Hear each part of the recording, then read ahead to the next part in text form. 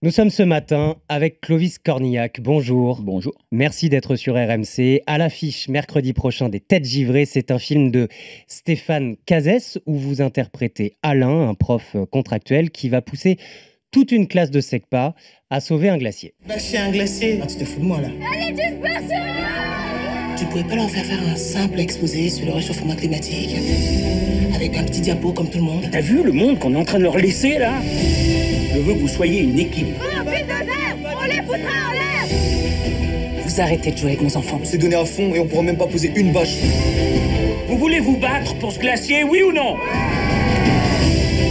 Les grands projets écolo, tout ça, c'est fini. Tu voulais qu'il bombe le torse, non? Regardez bien, parce que tu les changeras plus. Si nous, on est incapable de faire bouger toute une vallée, de quoi vous serez capable? Un film sur la confiance en soi, la prise de conscience écologique, le devenir citoyen, l'entraide, mais je trouve que ce qui frappe avant tout, c'est cette bande d'ados qui est prête à tout pour aller au bout de son projet, malgré les obstacles, les refus, l'autocensure aussi parfois. Vous vous êtes tout de suite reconnu, Clovis Cornillac, dans cette bande d'ados-là? Je dirais pas que je me suis reconnu dans cette bande d'ados. En revanche, j'ai été très sensible en premier lieu au scénario, que j'ai trouvé intelligent, habile, complexe à faire parce que justement une bande d'ados, complexe à faire parce que tourner sur un glacier pour l'avoir déjà fait, je sais que c'est compliqué. Et j'avais très envie de rencontrer Stéphane Cazès, le réalisateur, pour savoir est-ce que c'était un opportuniste qui cherchait des sujets, on va dire, sociétaux voilà, à la mode, entre C'est son guillemets. deuxième film, hein. Ouais. Ou est-ce que c'était un gars qui était impliqué? Et c'était assez.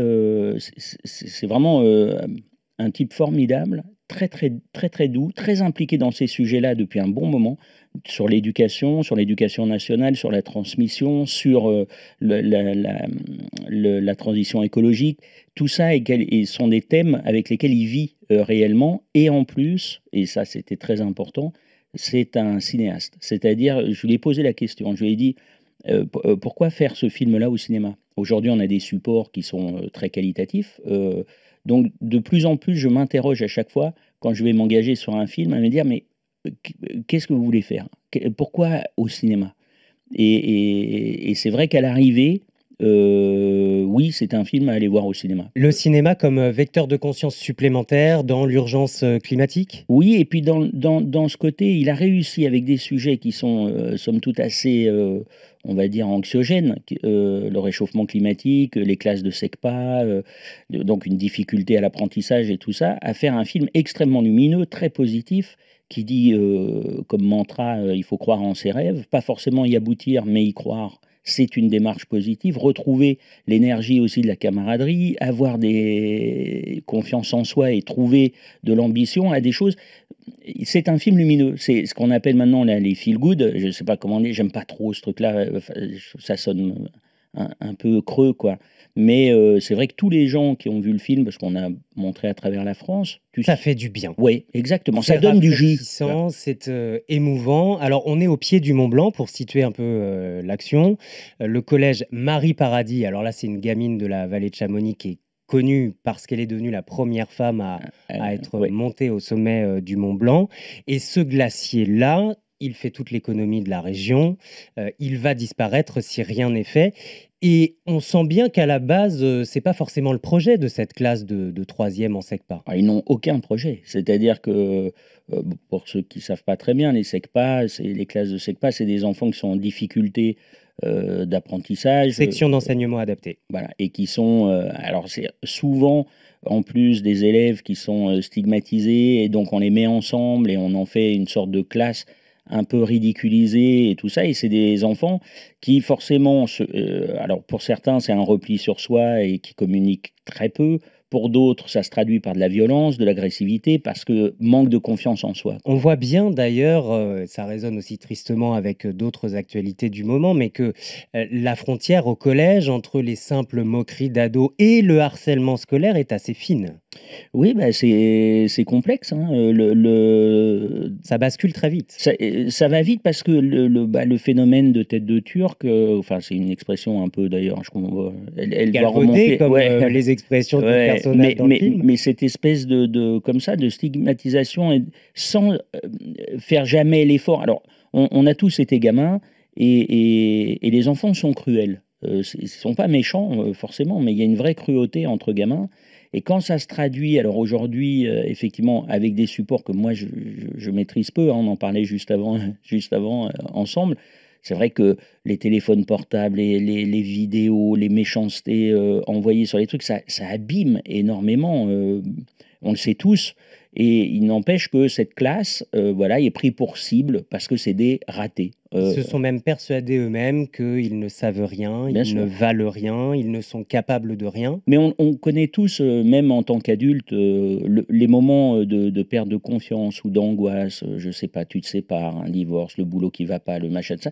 Tu peux vite rentrer dans une sorte de spirale très négative et qui s'alimente, quoi. Et il s'auto-alimente dans le. Donc si tu inverses le process, si tu arrives à inverser le process, alors des choses peuvent naître. Et ça va être le boulot de votre personnage, ce fameux Alain qui devient prof parce qu'on lui propose et qui fait de cette classe un peu des petits Greta Thunberg. Ils vont même, tiens, écoutons, jusqu'à organiser une grève pour le climat dans le collège. Ça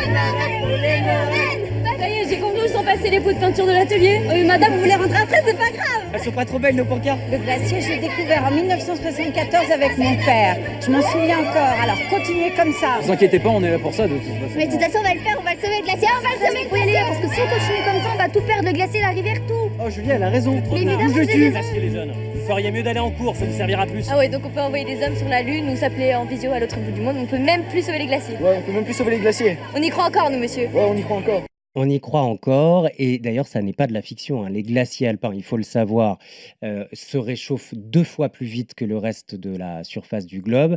Si rien n'est fait d'ici 2100, ils auront tous disparu. Clovis Cornillac, ce film nous rappelle aussi qu'on a tous une responsabilité. On a toujours l'impression qu'on nous demande encore plus des petits efforts et on ne sait pas trop lesquels faire. Vous, au quotidien, vous engagez aussi sur... Oui, alors, il y a 2 choses dans ce que vous dites. Effectivement, sur les glaciers, moi, j'avais tourné il y a 20 ans sur ce même glacier. Donc, je l'ai vécu dans ma chair. J'étais halluciné, au même titre que vous avez changé d'adresse. Je me suis retrouvé face à un glacier, j'avais l'impression d'avoir changé d'adresse. C'était le tournage de Malabar Princess. De Malabar Princess, et c'était sur la mer de glace, et c'est fou, la vitesse à laquelle ça descend. Donc bon, ça je peux juste en témoigner, évidemment, il faut le vivre pour le ressentir, mais c'est assez hallucinant. Il y a une possibilité, avec une transition écologique qui serait pas trop tardive, voire plutôt maintenant que demain, de sauver entre 30 et 50% des glaciers voilà, sur la Terre. C'est possible, on n'est pas du tout... donc, des choses sont possibles. Dans le film, il y a ce bâchage, ces sortes de pansements qu'on met sur les glaciers qui fonctionnent pour ralentir la fonte. Et c'est fait en Italie, par exemple. C'est fait en Italie sur des glaciers entiers qui sont de la taille de Paris. Donc, c'est des choses qui se font, mais qui sont évidemment qu'un ralentisseur. Donc, l'idée, c'est pas de foutre des pansements partout et de voir fondre plus lentement, c'est d'essayer évidemment de ralentir surtout le réchauffement climatique. Moi, dans ma vie personnelle, je me méfie beaucoup à donner des...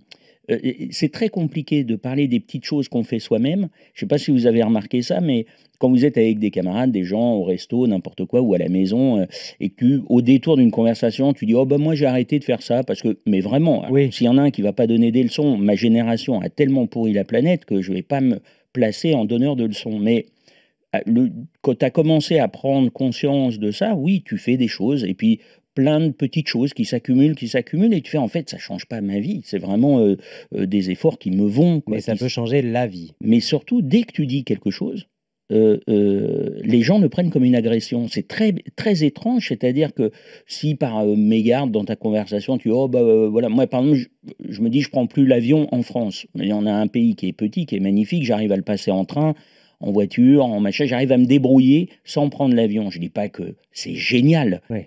Mais voilà, c'est un petit truc en moins. Je me dis, ce petit truc, quand tu es en train de bouffer, t'en parles, on dit, ah bah oui, mais bien sûr, mais toi, tu as quand même un téléphone portable. Oui, voilà. Et ce genre d'agression et d'aversion, on le ressent aussi dans les déclarations des responsables politiques écolos aussi. Ben, Dès que Sandrine Rousseau ou d'autres ouais. prononcent ce genre de phrase, ça provoque des poussées d'urticaire. Mais parce que, alors, je pense qu'aussi, il y a une thématique qui est très importante, c'est que il me semble qu'aujourd'hui, l'écologie n'est plus partisane. C'est-à-dire qu'on est dans une urgence qui n'a plus rien à voir avec les partis. Ça a à voir avec l'humanité. Et donc, ce qui fait de la peine et ce qui fait mal, c'est les COP28, les COP27, les machins, il n'en sort rien. Les chefs d'État ne sont pas à la hauteur. Ça, c'est une folie. Parce que je comprends très bien que d'orientation politique, des gens se disent « Ah, moi, j'aime pas les verts, j'aime pas les machins. » Bon, chacun son truc.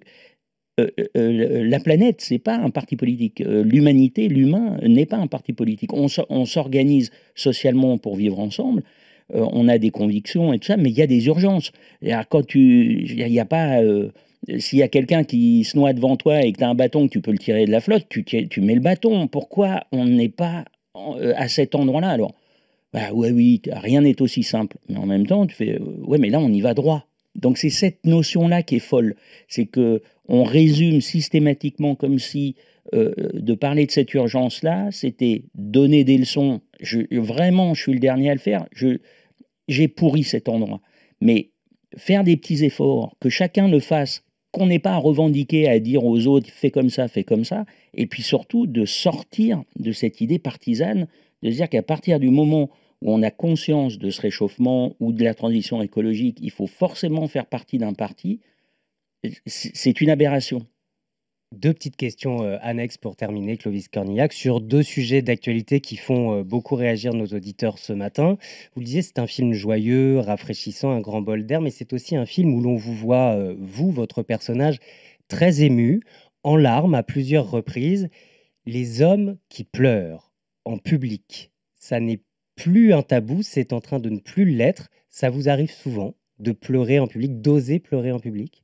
Je crois pas très souvent, non. Je ressens Après, cette notion, par exemple, des larmes, par exemple, chez les acteurs et chez les actrices, souvent, on dit « Mais comment vous faites pour pleurer ou pour tout ça ?»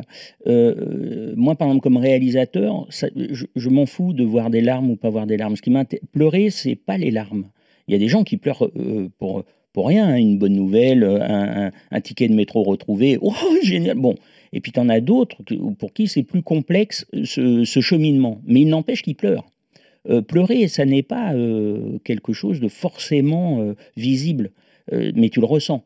La peine, la secousse, le chagrin, l'émotivité, la sensation de pleurs, elle est, pour le coup, oui, je la ressens régulièrement. Après, les larmes, c'est quelque chose... Dans ta vie, moi, il m'est arrivé des choses dans ma vie très dures qui ont fait qu'à un moment, mes larmes ont séché. C'est des choses qui arrivent.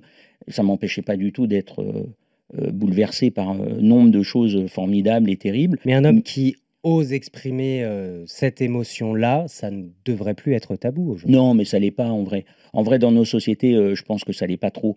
On voit bien les sportifs, c'est-à-dire toutes ces icônes aujourd'hui de la jeunesse sont des gens voilà, qui se montrent. En plus, c'est une perte de temps de créer un tabou là-dessus. Franchement, c'est super pas grave. Hein. C'est même, ça peut être libérateur. Et je conseille, oui, aux gens qui arrivent à pleurer, de pleurer. Il n'y a pas de... L'autre question, c'est Astérix, parce que le nouvel Astérix, en ce moment au cinéma aussi de Guillaume Canet, a été démoli par quasiment toutes les critiques, mais signe l'un des meilleurs démarrages du cinéma français depuis plus de 10 ans.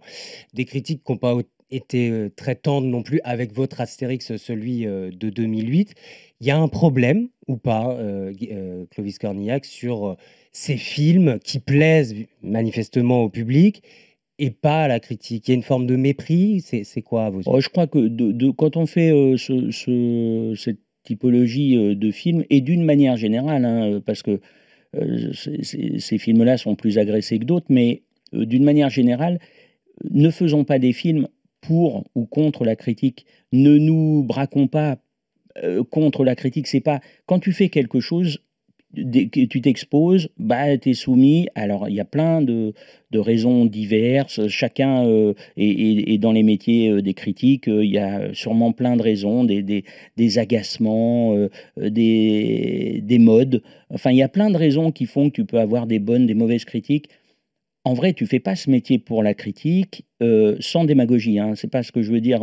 On préfère toujours être aimé que de ne pas être aimé. Mais ça ne peut pas être un moteur. C'est-à-dire que la conviction que tu as quand tu fais quelque chose, fais le mieux que tu peux. Et si tu te fais allumer, tu te fais allumer. Peut-être c'est raté, peut-être ça l'est pas. Vous l'avez vu, vous irez le voir? Non, je l'ai pas vu, mais évidemment, j'irai le voir. Et puis en plus, Guillaume est un type que j'aime beaucoup. Enfin, j'ai absolument aucun a priori négatif. Je pense que c'est en revanche, si des gens n'aiment pas son film, bah, ce sera le premier à un moment à se dire, bah voilà, j'ai fait ce film-là que les gens n'ont pas aimé, ou au contraire, je l'aime beaucoup et je pense que j'ai pas réussi il y a quelque chose que... Je crois qu'on est tout le temps, quand on fait quelque chose, voilà, faisons-le à fond et n'ayons pas soyons pas déjà, on nous demande souvent, comme là, hein, mais de faire et de vendre. Et c'est très bizarre parce que, évidemment, tu es le moins crédible pour vendre ce que tu as fait. Tu as l'impression d'être sur le marché, quoi. Et donc, il y a quelque chose qui est étrange parce que faire nos métiers, c'est y croire. C'est s'y croire et c'est le faire à fond. Travailler le plus possible. Quand les gens ne travaillent pas, là, je leur en veux. Mais quand tu travailles, quand tu es à fond dans ce que tu fais, bah oui, tu peux réussir, rater, être aimé, pas aimé, ça fait partie du deal, quoi. C'est ça mais tu es toujours droit dans tes bottes, les épaules droites, quand tu dis j'ai fait le mieux que j'ai pu. Merci. Donc je souhaite que ce soit le cas pour Guillaume et toute sa bande. Merci beaucoup, Clovis Cornillac. Eh ben, merci à vous.